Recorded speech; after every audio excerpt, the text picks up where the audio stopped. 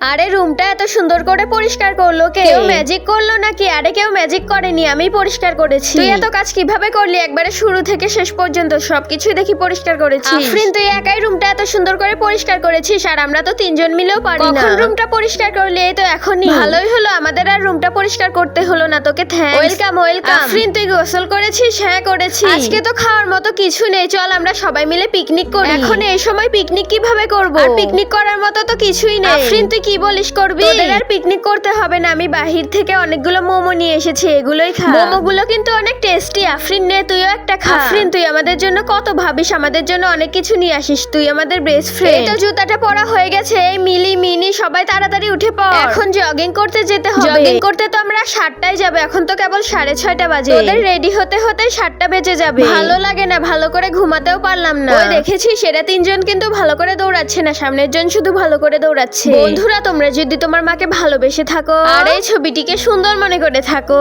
তাহলে ভিডিওতে একটি লাইক করে চ্যানেলটি সাবস্ক্রাইব করে দাও।